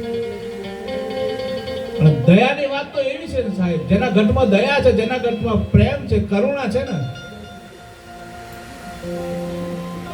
સતત જે જીવ દયા લઈને ફરતો એની દ્રષ્ટિ કોઈ મળદા ઉપર પડે તો મળદા હજીવન કરી દે ને એવા દાખલા જગતમાં. પણ જગતમાં એને વેર ઝેર સિવાય આપણે કશું કર્યું જ નહીં. મોટા ગામમાં, આપણા ગામમાં મગજની ભાગ છે અહીંયા, આપણા મોહલ્લામાં નથી ને, તો સારી વાત છે. નકર જે ગામમાં છે ને એ ખોટું લાગે. હા, ચોરીવાળા વાળા એટલા ચલા ડાયા છે તો કોઈનો ભાગ જ નથી. તો સારી વાત છે. આ સંસ્કારોનું સિંચન છે સાહેબ. વીઠી લેવું. કોઈનું સરકસર હોય, નાનું મોટું કામ હોય, બગડતું હોય તો જતું કરવામાં સહજ. એટલું 4 દિવસના મહેમાન છે બગાડીને બેહવું સાહેબ. નીતિમત્તાથી જીવન ધોરણ જીવવું છે. આ અવસર ફરી ફરી મળવાનું નથી. એટલે મહાપુરુષે વાણીમાં કીધું,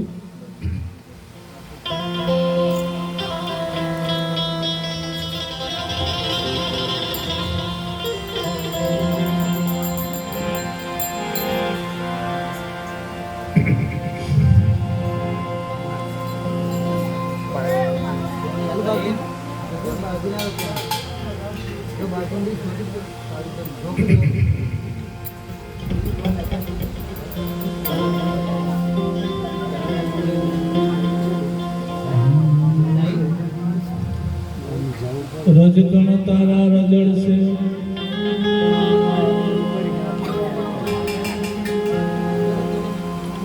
જેમ રણમાં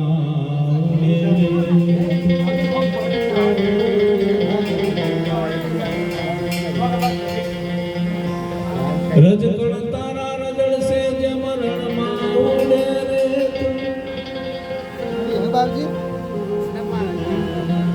હજી છે બાજી તારા હાથમાં, ચેત ચેત મરતું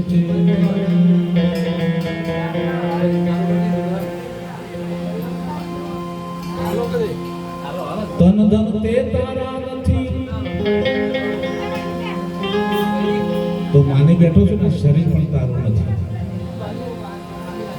અને આપણું શરીર હોય તમે 1000 વર્ષે આપણે છેટું ના પડવા દઈએ દવા જ ના દઈએ તો આપણું ચાલતું હોય તો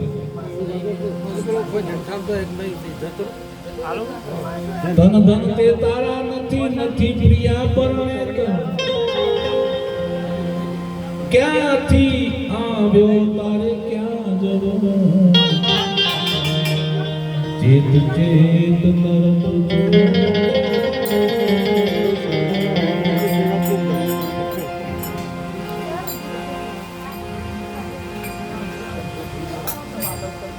જીવ શાને ફરે છે એ ગુમાનમાં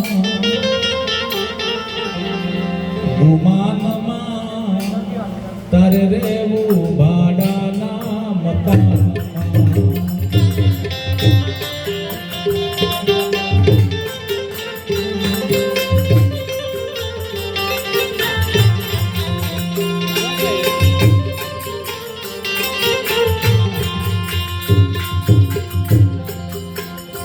જીવ જાને ફરે ગુમાનમાં તારે રેવું ભાડાના મકાનમાં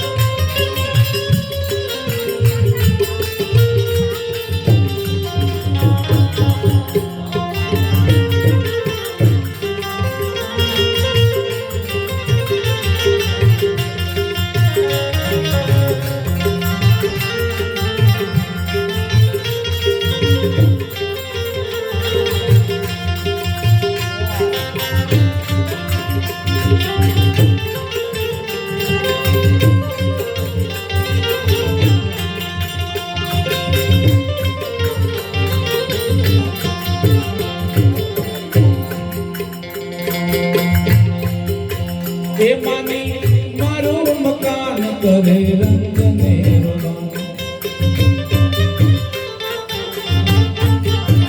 એ માની મારું મકાન કરે રંગને રોવાન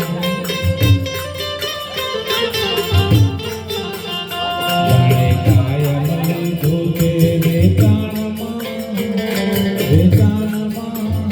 તારે રહેવું ભાડાના મકાનમાં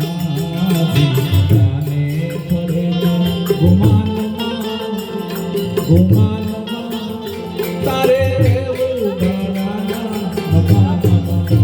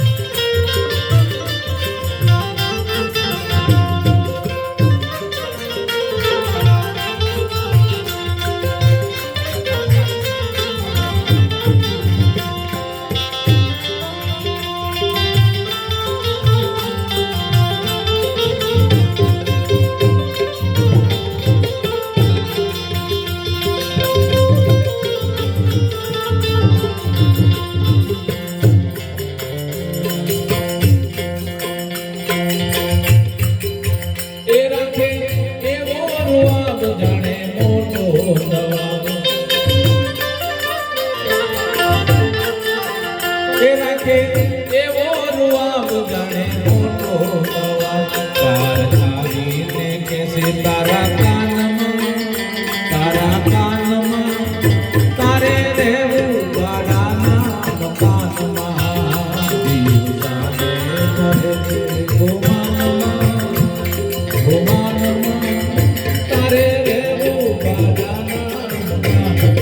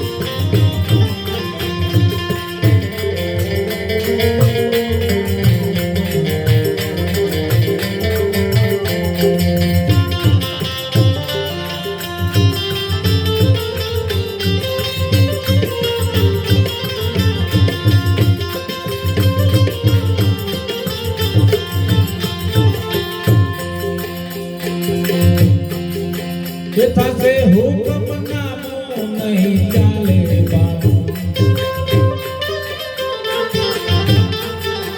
કે થશે હુકમનામું નહીં ચાલે બાનું તારો કાપણ નહીં આવે તારા કામમાં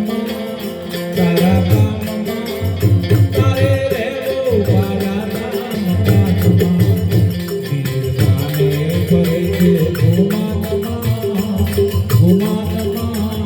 તારે રહેવું ગાડાના મકાનમાં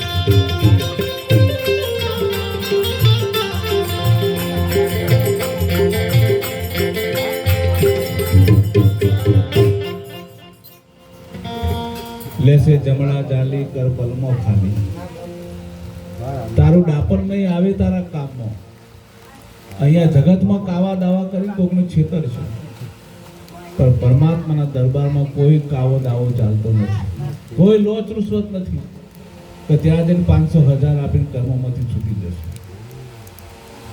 કર્મનો સિદ્ધાંત છે જેવું કરશો ને એવું ભોગવશો એટલે મૂળ સિદ્ધાંતની વાત તો પરમાત્મા ક્યાંય દૂર નથી પરમાત્મા કોઈ નદીમાં કોઈ ગુફામાં કોઈ પહાડોમાં પડેલો નથી પરમાત્મા તમારી ઘટ ભીતર જ છે ક્યાંય ખોવાયો નથી પણ સંતોના મત મુજબ દ્રષ્ટિ રાખીને એનો નિરખી લ્યો અને ઓળખાયા પછી દરેક નામો પરમાત્મા ભારો 84 લાખ વેલીમાં કોઈ પરમાત્મા તમારાથી જુદો નથી દરેકથી પ્રેમ કરો સદગુરુ કબીર સાહેબ એક સિદ્ધાંત મૂક્યો આ જગતમાં અંધશ્રદ્ધા જેવું કાંઈ છે જ નહીં આ 3.5 મણની કાયાને કોઈ મૂઠ મારીને એને દોણા મગના નાખીને અડદના દોણા નાખીને મારી નાખે ને એવું કોઈ તમારી મનની આ દુર્બળતા છે સાહેબ. છીક પડે બેસી જાય, કોઈ વિધવા માં હામી મરણ પાછો વળી જાય, લાકડા હામા મારે એટલે જવાય નહીં. આ તો એક ચેલકો ગુરુને ત્યાં ઘડીએ ઘડીએ જાય નહીં, પણ 12 મહિને ઘેર કજિયો થયો એટલે કે એવું પછી કોણ હોભરે? ગુરુ હોભરે.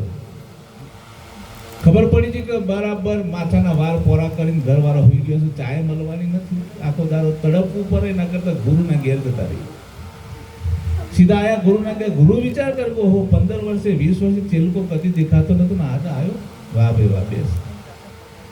2 જણા બેઠા ને પછી ગુરુ કહેતા ચા બનાવો, બેસ ભાઈ. હા કે ગુરુજી ચા તો પીવી જ પડશે. પાછું જમવાનો સમય થયો, ગુરુએ જમવાનું બનાવ્યું, જમ્યા.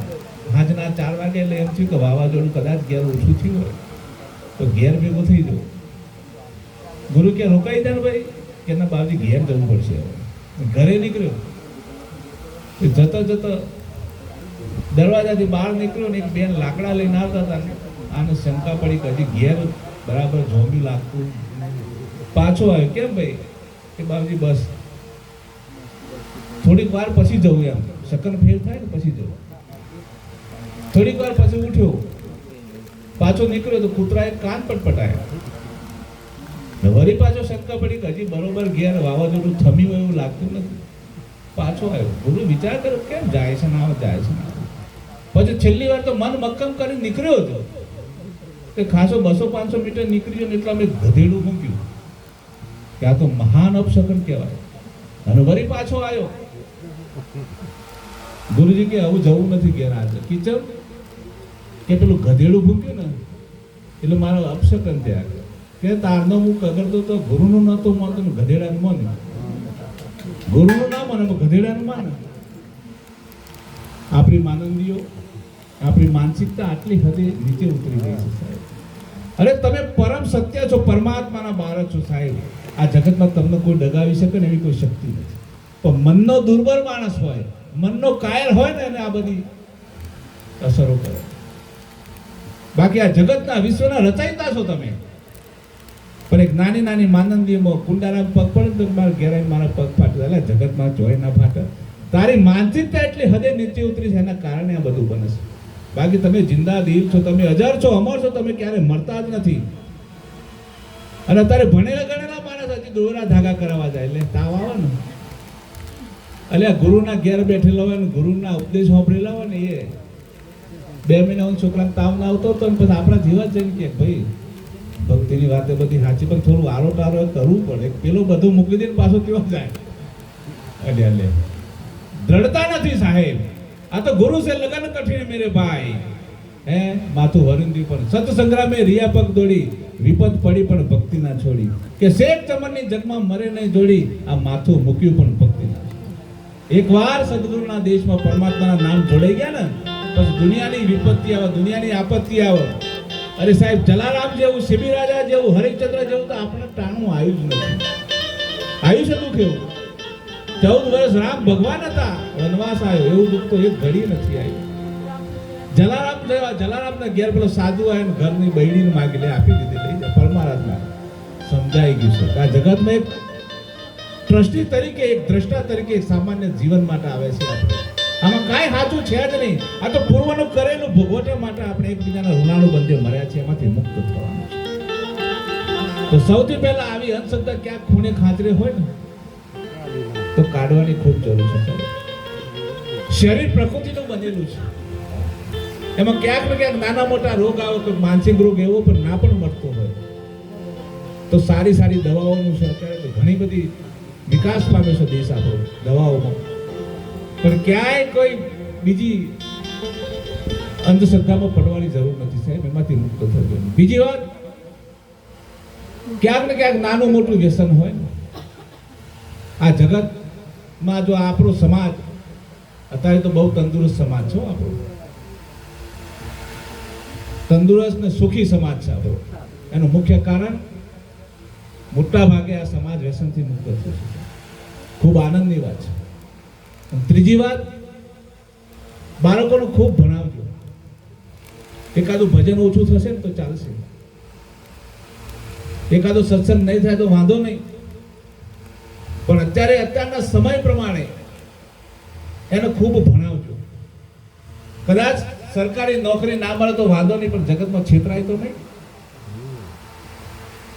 કેટલાય વર્ષોથી 5000 વર્ષથી આપણા સમાજો જગતના મેના ટોના જગતના દુઃખ સિવાય બીજું કઈ આપણે ભારી જ નથી સાહેબ. આ તો એ મહામસીહા બાબા સાહેબને આજે ધન્યવાદ આપીએ અને સમાજને ઉજાગર કરીશું. આપણી વેદનાને જોઈએ તો આપણે પણ ફરજ છે કોકની વેદનાને જોઈએ. ક્રાંતિ કરી ગઈ રોહિદાસ બાપા, સદગુરુ કબીર સાહેબ જગતમાં આ વિશ્વમાં સમાજ માટે ક્રાંતિ કરી. મારો સમાજ ક્યાં જઈને કરશે? વેદના કરી. છેલ્લે એટલું પણ કહી ગયા કે સુખી સબ સંસાર હે, ખાए પીએ ઓર સોए. સાહેબે હસતા હસતા વાત કરી કે મારો સંસાર કેટલો સુખી છે, ખાए પીને આનંદ કરે છે. આ દુખી એક કબીર હે, જાગે ઓર રહે. હું એક દુખી છું. વાત થઈ હતી ને, બાબા સાહેબનો એક પ્રસંગ હતો. રાતના કોઈ બે અંગ્રેજો કે કોઈ બે વિદ્વાન માણસો ગાંધીજીને મરવા ગયા. મરતા 6-7 વાગ્યાનો સમય થયો. એમની સાથે વાર્તાલાપ કરીને પછી સરદાર પટેલને મળવા ગયા. ત્યાં વાર્તાલાપ પૂરો કરીને કંઈક 11-12 વાગી ગયા છે. 2 વાગ્યા પછી બાબા સાહેબને ત્યાં ગયા માણસો. તો વિચાર કર્યો કે આ માણસ જાગે છે. પહેલા જ પ્રશ્ન પૂછ્યો, બાબા સાહેબ આખું જગત ઊંઘી ગયું, તમે જાગો છો? કે મારે જાગવું પડે છે, કારણ મારો સમાજ ઊંઘે છે ને એટલે હું જાગું છું. સાહેબ કેટલી વેદના. પોતાના 3-3, 4-4 બાળકો સમાજના ઉત્થાન માટે દવા વગર મરી ગયા સાહેબ. પોતાનો વાલ સોયો ભત્રીજો અમુક સમાજે એને જીવતો સળગાવી દીધો, પણ સમાજના કલ્યાણ માટે પાછી પાણી ના કરી સાહેબ. આપણે એક જ પરિવારના હોય, એક જ મા બાપના સંતાન હોય, પણ એકબીજાની સાથે પ્રેમ નથી કરી શકતા. અરે મનુષ્ય અવતારમાં તમે નહીં કરો તો ક્યારે કરશો? પશુના અવતારમાં તો તમારાથી કંઈ થાય એવું જ નથી. તો દુનિયાભરનું ઝેર હોય સાહેબ. ખાવું તો મા બાપ ભેગું, ભલે દુનિયાનું ઝેર હોય. અને દુનિયાભરનું વેર હોય, રહું તો ભાઈઓ ભેગું, ભલે દુનિયાભરનું વેર હોય. આ જગતમાં કલ્યાણના માર્ગે આવ્યા છીએ. સદગુરુ કબીર સાહેબનો સંદેશ છે કે જીવ દયા ઓર આત્મ પૂજા કહે કબીર દેવ નહીં. જગતમાં કોઈ ભગવાન નથી, પણ સૌથી પહેલા જીવ દયા જગત પર પછી કરજો. પહેલા તમે તમારા ઉપર કરજો. કે 84 લાખ એમાં 70 વર્ષ 80 90 85 તો પોકી ગયું. આવું મારો પાસે સમય નથી. જગતમાં આવીને કંઈ કર્યું જ નહીં. અને શા અર્થે આ જગતમાં હું આવ્યો હતો? શેના માટે આવ્યો હતો જગતમાં? લોકોથી વાદ વિવાદ કરવા, વેરઝેર કરવા આવ્યો હતો? પૂર્વના કરેલા કર્મમાંથી મુક્ત થવા માટે અને આગળ માર્ગ મળી જાય એ હેતુથી આ જગતમાં હું આવ્યો તો, પણ ભૂલી ગયા અને ના કરવાના કામ કર્યા. અને નથી જે તમારી સાથે આવવાની વસ્તુ એમાં હિત કરે, એમાં પ્રીત કરી. જે કાંઈ જગતમાંથી તમારી સાથે આવવાનું નથી એના માટે જિંદગી ખર્ચી નાખી, પણ મર્યા પછી હું કોના શરણે જવાનું છે એ વાતનો ક્યારેય ધ્યાન ના આવે સાહેબ. તો સમય થઈ ગયો છે. અમે કબીર સાહેબનો વિચાર આ સમાજમાં દરેક માણસના મગજ પટલ ઉપર જાય એવો એક વિચાર લઈને નીકળ્યા છે. સોરેશ્વર ગામની અંદર આ યાત્રા કરવાના છીએ. એમાં પ્રથમ શરૂઆત આપણા ગામથી થઈ છે. આટલા બધા મહાત્માઓને બધાને જોઈને ખૂબ આનંદ થયો કે તમે તમારો કિંમતી સમય બગાડીને બેઠા છો. તો બીજું તો કંઈ કહેવું નથી, પણ કબીર આપ ઠગાઈએ ઓર ના ઠગીએ કોઈ. બસ મેનું ટેનું કોઈનું આવે તો સાંભળી લેજો, ઠગાઈ દેજો. ક્યાંક નુકસાનનો પ્રસંગ થાય એમ લાગે કે વિવાદ થવાથી સંસારમાં, સમાજમાં, ઘરમાં કલેશ પેદા થાય હોય, જતું કરજો. ક્યાંય કશું બગડવાનું નથી. ઠગાઈ દેજો. ઠગાશો ને સાહેબ પરમાત્મા રાજી થશે. કબીર આપ ઠગાઈએ ઓર ન ઠગીએ કોઈ. ઓર ઠગે દુઃખ હોય, આપ ઠગે સુખ હોય. એનો આનંદ કંઈક અલગ હશે સાહેબ. કંઈકનું જતું કરશો, કોઈનું માફ કરશો ને એનો આનંદ કંઈક જુદો હશે, અને કોઈને દુઃખી કરશો ને એની વેદના કંઈક અલગ હશે સાહેબ. એક છેલ્લે એક વાણી કરી વાતને વિરામ આપીએ. આરતી કરીએ તૈયાર કરી દીધી. આના પછી આપણે આવતા શનિવારે, આ પરમ દિવસે શનિવારે કડિયાદરા મુકામે આ વિચાર લઈને જવાના છીએ.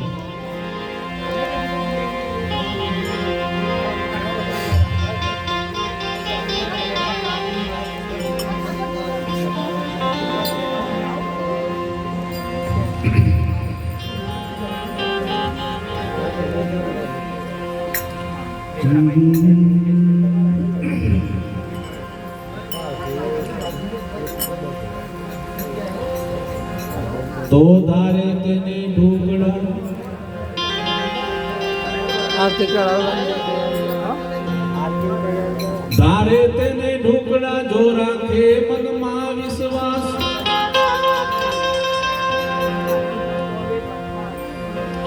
ખીમ સાહેબ ના બાલકા બોલ્યા ત્રિકમદાસ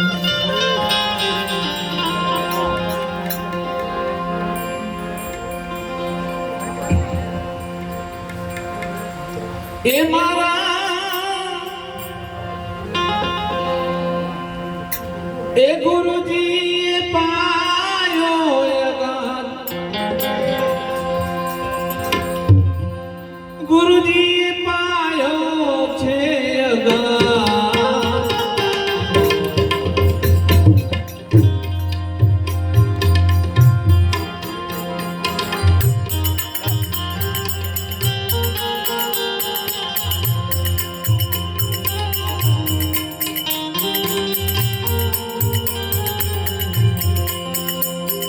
હે જી મારા ગુરુજીએ પાયો છે જગત ગુરુજીએ પાયો છે જગત ચાલો ગુરુ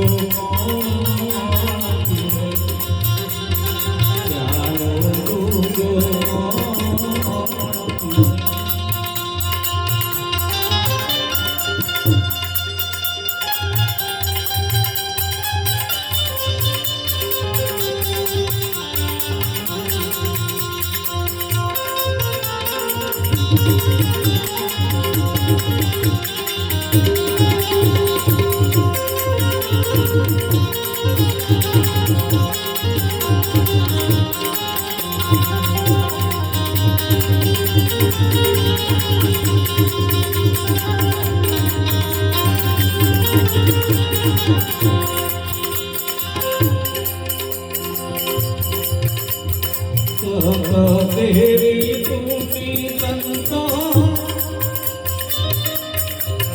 ऐसा माना दिलावर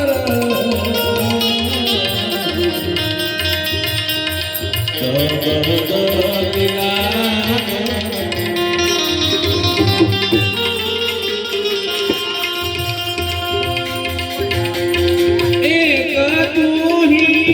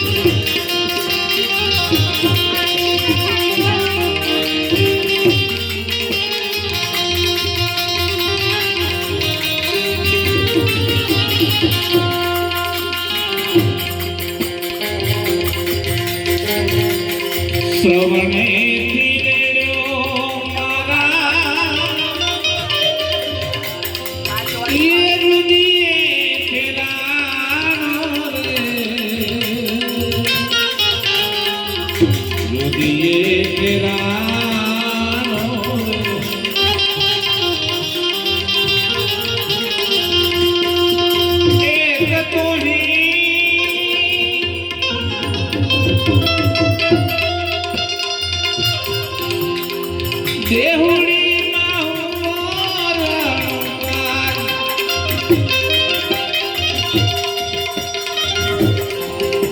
દેહુડીમાં હું રણકાર. પ્યાલો દૂધો કોણ પીએ, પ્યાલો દૂધો કોણ પીએ.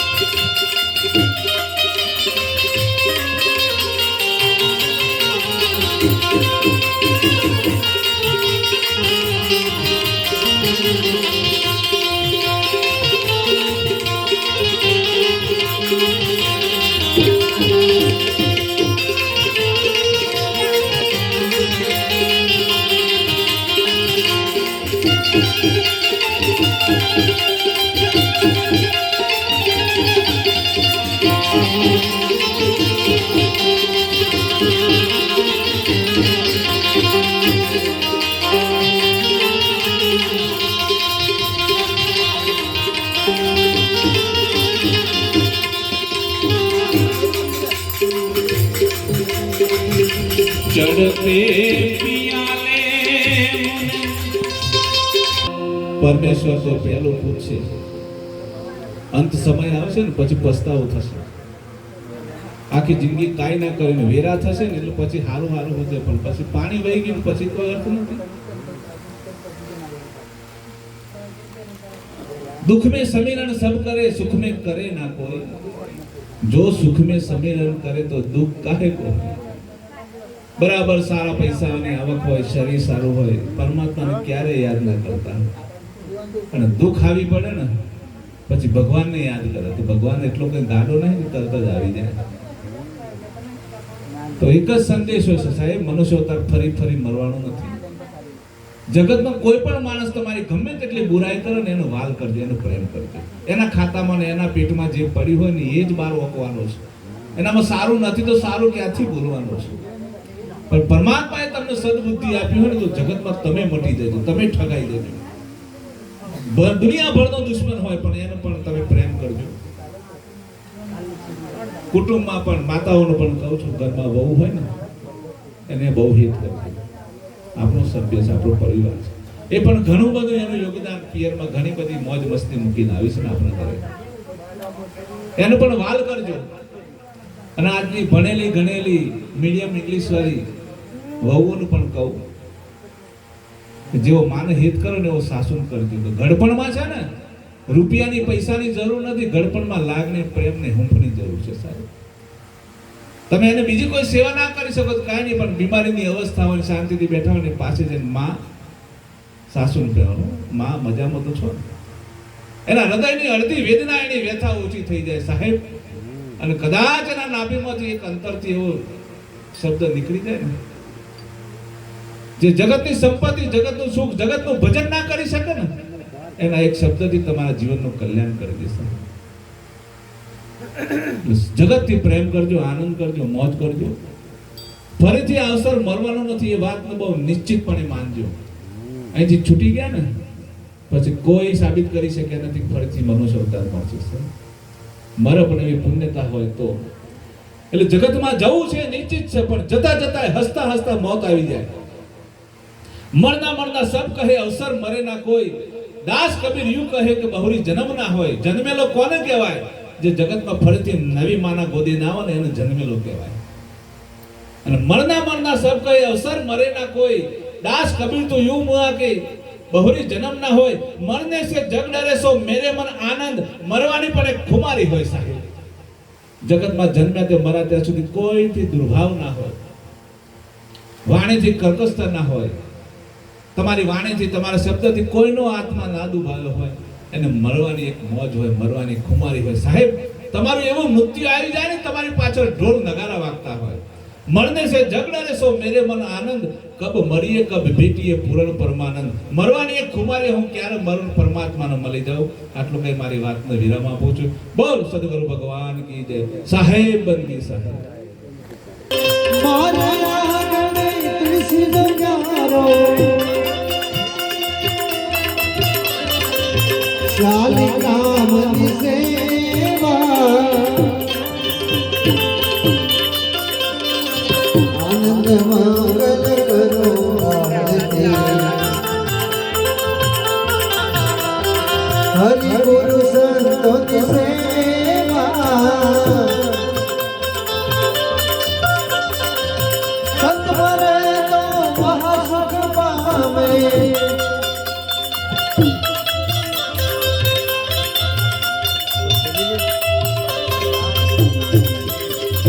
ગુરુજી મરે તો મીઠા મેવા ગુરુજી મરે તો મીઠા મેવા આનંદ મંગલ કરો આરતી આનંદ મંગલ કરો આરતી આનંદ મંગલ કરો આરતી સદગુરુ ભગવાન આજના પ્રસંગે બેન શ્રી ડાઈબેન એમના દીકરા પ્રફુલભાઈ પરિવારે આપણને જે સાથ સહકાર આપી અને એકબીજાના દર્શનનો લાભ અપાવ્યો એ પરિવારને પણ ખૂબ ખૂબ ધન્યવાદ. બસ જગતમાં ઘણી બધી વાતો થઈ, એમાં એકાદી વાત આપણા લક્ષમાં આવી જાય તો આ હરાહર કરજુગમાંથી બચી જવાય એવું છે સાહેબ. તો પોતે પોતાના ઉપર દયા ખાવાની જરૂર છે. જગત ઉપર પછી કહું હું ક્યાં જઈશ મર્યા પછી. એટલો વિચાર કરીને રોજ રાત્રે આનું સ્મરણ કરવું, એનું શ્રવણ કરવું ઊંઘતા પહેલા, તો એક દિવસ ચોક્કસ આપણને આનો માર્ગ મળશે. આટલું કઈ આજની આ ભજન સંધ્યાને અહીંયા વિરામ આપીએ છીએ. બોલ સદગુરુ ભગવાન કી જય.